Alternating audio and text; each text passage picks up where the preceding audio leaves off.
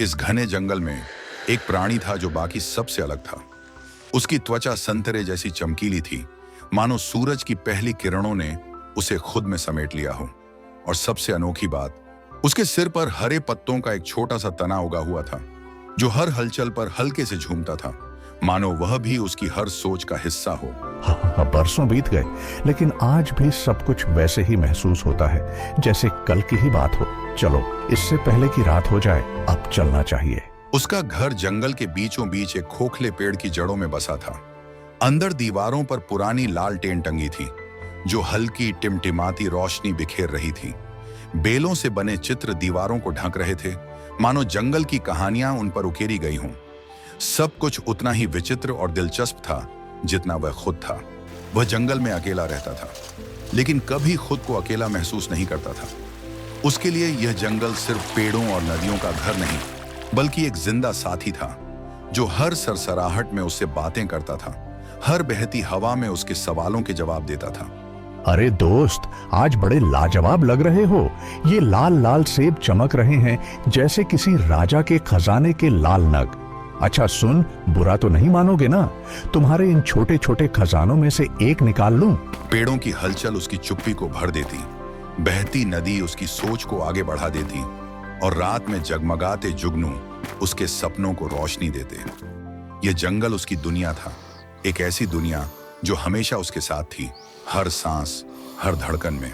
लेकिन अगली सुबह कुछ बदलने वाला था।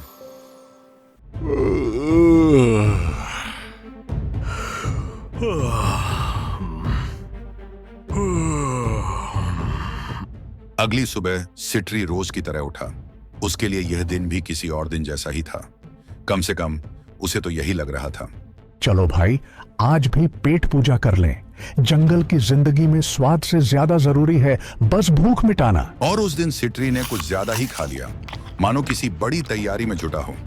शायद उसके अंदर कहीं ना कहीं यह एहसास था कि आज कुछ अलग होने वाला है। और भरपेट खाने के बाद सिट्री रोज की तरह अपने छोटे से मटके को उठाकर पानी का इंतजाम करने निकल पड़ा।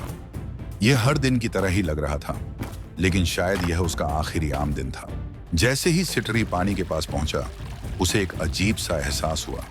सिट्री को ऐसा महसूस हुआ जैसे कोई उसे देख रहा हो, लेकिन कहां से, किसकी नजर थी उस पर, उसे समझ नहीं आया। लेकिन उसके भीतर कहीं एक अनजाना डर दस्तक देने लगा। उसे एहसास हो गया था कि अब वह अकेला नहीं है। उसने तुरंत घर लौटने का सोचा, लेकिन भाग जाना उसके स्वभाव में नहीं था। आखिर यह जंगल उसका था। डरने का तो सवाल ही नहीं। चलो देखते हैं ये खेल आखिर है क्या। और फिर सिट्री बिना किसी झिझक के आगे बढ़ गया। वह घने जंगल के रास्तों पर घंटों भटकता रहा, लेकिन उसे कुछ नहीं मिला। आखिरकार थक कर वह एक पत्थर पर बैठ गया। उसकी नजर अब भी जंगल पर थी, जैसे वह उसकी हर हरकत को पढ़ने की कोशिश कर रहा हो।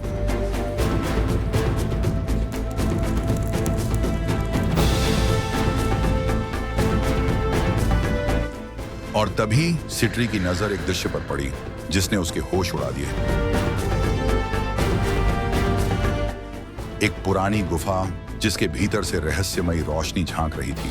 ओह ओह नहीं, ये कैसे हो सकता है?